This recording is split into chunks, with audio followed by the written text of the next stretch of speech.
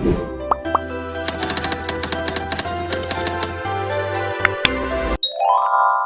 studi menunjukkan bahwa usia menopause cenderung lebih rendah di wilayah Asia dengan kisaran 42,1 sampai 49,5 tahun, sedangkan di Eropa dan Amerika Utara berkisar sekitar 50,1 sampai 52,8 tahun. Prevalensi klimakterium di Indonesia sendiri diperkirakan sekitar 16% pada perempuan usia 30 sampai 49 tahun.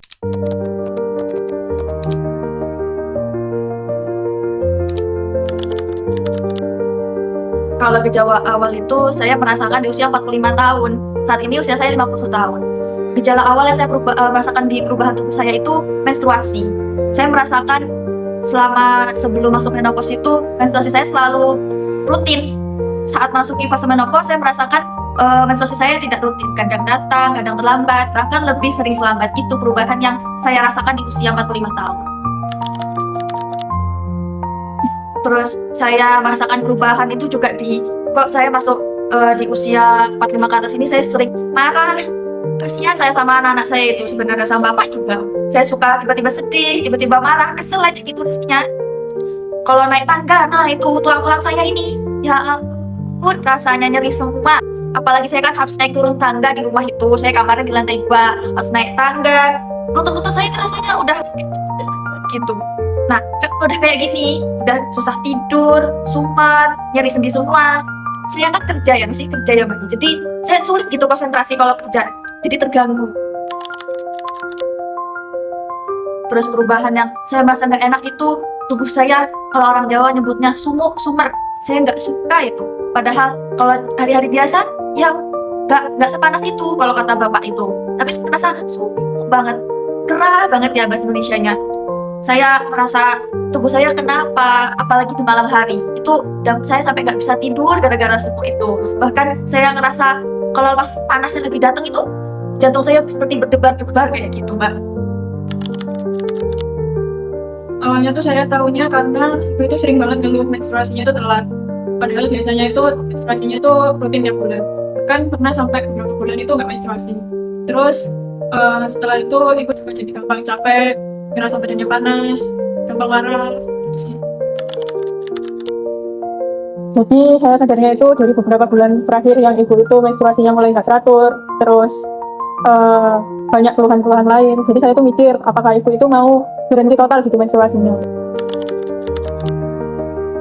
Ya biasanya itu saya dengerin istri saya waktu mengeluh, terus saya untuk pekerjaan rumah, kadang saya juga ngajak olahraga. Ya yang penting istri saya itu nggak stres dan tetap sehat.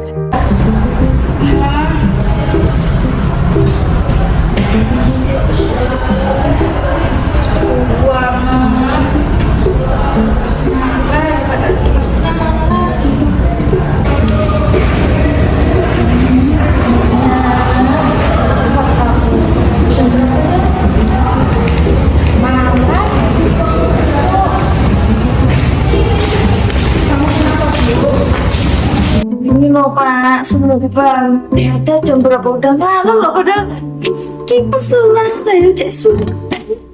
Bapak hari ini kok Ya gimana tuh Pak, semua banget kayak gini Pak. kamu kayak gini dari kapan? Udah lama itu loh, sampai aku bilang Pak, lututku nyeri sekarang kalau naik tangga itu. Aduh, sakit banget. Lutut aku, ya ampun. Ya itu, Udah cari tahu nggak kenapa? ya gak tahu ya, aku kira ya emang udah tua, tapi ya gak suka aku kok tua kayak gini malah jadi Semua. Kamu mau coba periksa ke bidan gitu nggak? Biasanya kan mereka lebih ngerti gitu. ya mau toh Pak, mau toh Bapak anterin ke bidan. Ya nanti bapak anterin. Ya pokoknya itu loh Pak, nanti semua gak bisa tidur malam-malam.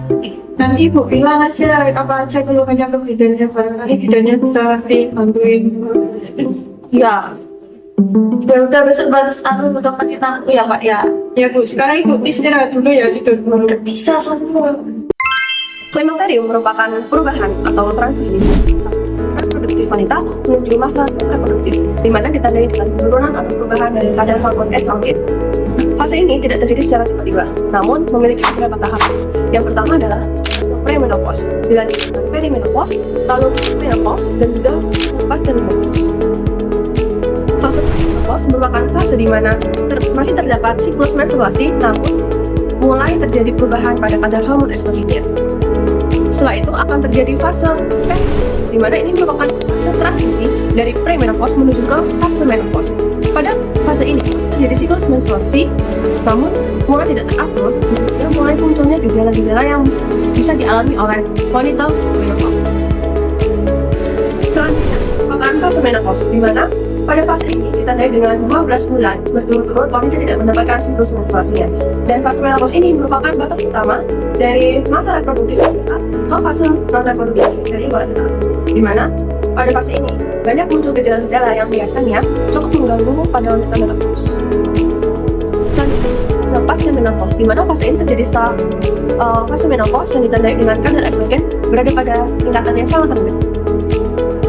Gejala yang dialami oleh ibu tersebut merupakan gejala yang biasanya muncul pada fase menopause, di mana biasanya terjadi panas tiba-tiba pada tubuh, diikuti oleh teriak berlebih, terutama ketika malam hari, sulit tidur, perubahan emosional, mudah lelah, hingga perasaan atau rasa nyeri sendi. Gejala-gejala ini utamanya disebabkan oleh hormon estrogen yang turun secara alami seiring bertambahnya usia. Estrogen berperan pada pusat suhu di otak, yaitu hipotalamus. Ketika estrogen ini menurun, akan terjadi adaptasi pada tubuh sehingga memicu reaksi panas yang dirasakan. Sehingga akibat panas ini tubuh akan mengalami keringat yang berlebihan. Walaupun sebenarnya tubuh itu suhunya normal. Selain itu, estrogen juga berperan dalam mengatur hormon terkait suasana hati dan juga pola tidur. Ketika estrogen ini menurun, akibatnya adalah wanita pada fase menopause atau pada masa klimakterium ini sering terjadi gangguan perubahan suasana hati dan juga gangguan pola tidur. Tidak hanya itu, penurunan estrogen juga berperan pada tulang, sendi, dan otot. Penurunan estrogen ini menyebabkan pembentukan atau pembentukan tulang menjadi terhambat. Namun dari aktivitas penggerusan tulang, sehingga tulang akan menjadi lebih rapuh dan juga sering terjadi nyeri sendi ataupun nyeri otot. Namun, perubahan pada hormon tidak menjadi satu-satunya penyebab terkait dengan gejala-gejala yang sering dialami oleh wanita pada fase klimakterium yang mungkin agak mengganggu. Banyak faktor seperti stres, aktivitas fisik, pola nutrisi, dan juga gangguan kesehatan sebelumnya yang mungkin bisa memperberat dari gejala-gejala yang dialami wanita pada fase klimakterium ini. Sehingga apabila wanita memiliki faktor pemberat dari sebelumnya lalu mengalami fase klimakterium ini, maka tubuh wanita akan mengalami sedikit mungkin kesulitan dari adaptasi pada fase ini, sehingga gejala yang dialami oleh setiap wanita bisa berbeda-beda tergantung dengan kondisi tubuh masing-masing. Walaupun klimakterium merupakan proses alami, gejala yang muncul tetap dapat dikurangi dan dikendalikan dengan penata laksanaan yang tepat. Beberapa langkah sederhana yang dapat dilakukan antara lain adalah menjaga aktivitas fisik, memperhatikan pola makan, dan mengelola stres dengan baik. Nah, yang pertama, aktivitas fisik atau olahraga ringan secara rutin dapat membantu menjaga keseimbangan hormon, kemudian meningkatkan kualitas tidur, dan juga memperkuat tulang dan otot. Olahraga seperti jalan kaki, senam ringan, atau yoga terbukti dapat mengurangi keluhan seperti nyeri sendi, sulit tidur, dan perubahan suasana hati pada wanita di usia klimakterium. Nah, apa saja aktivitas yang bisa dilakukan oleh ibu? Yang pertama adalah jalan kaki sore selama 20-30 menit, di mana ibu bisa melakukan 3-5 kali per minggu. Kemudian yang kedua adalah yoga menopause dengan gerakan peregangan dan relaksasi. Kemudian yang ketiga yaitu senam ringan bersama kelompok ibu-ibu. Selain itu, hal yang tidak kalah penting adalah pemilihan nutrisi. Ibu perlu memperhatikan asupan makanan sehari-hari. Jadi konsumsi makanan bergizi yang seimbang, tentunya yang makanan yang kaya akan kalsium, vitamin D, dan juga protein itu sangat penting untuk membantu menjaga kesehatan tulang dan metabolisme tubuh. Pola makan yang baik itu dapat membantu mengurangi rasa lelah, kemudian menjaga berat badan tetap stabil, serta menurunkan resiko penyakit seperti osteoporosis dan juga penyakit jantung.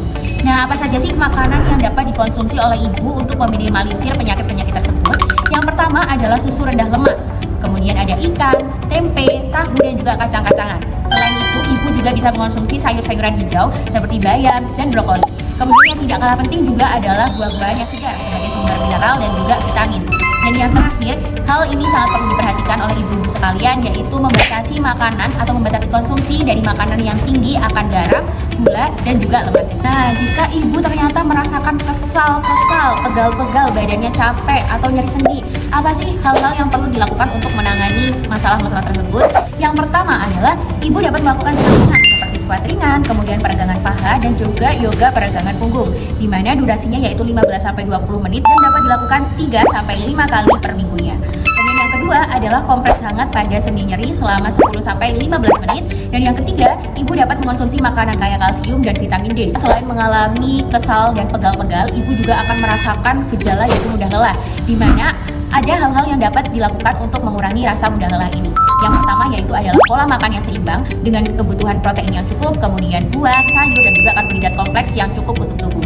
Kemudian yang kedua yaitu aktivitas fisik ringan seperti jalan kaki 20-30 menit setiap harinya.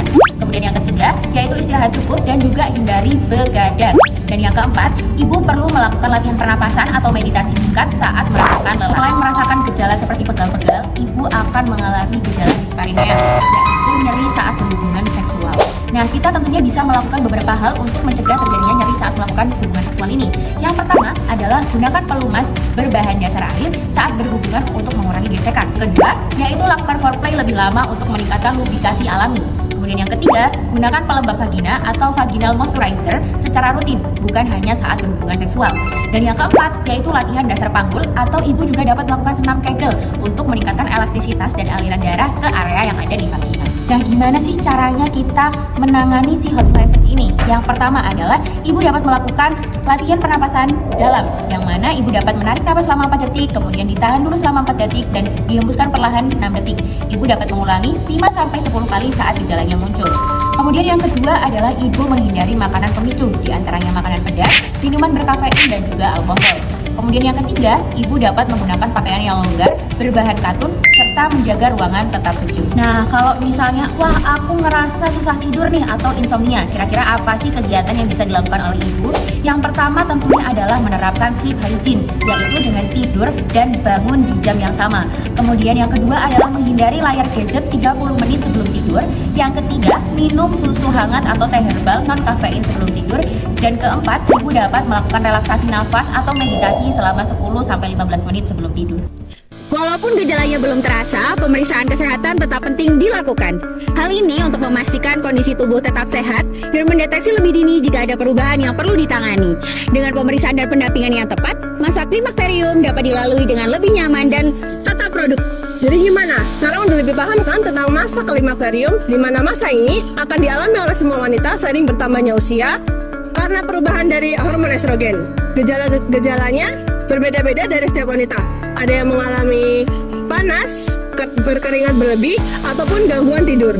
Yuk jaga kesehatan sejak sekarang. Periksa ke fasilitas kesehatan terdekat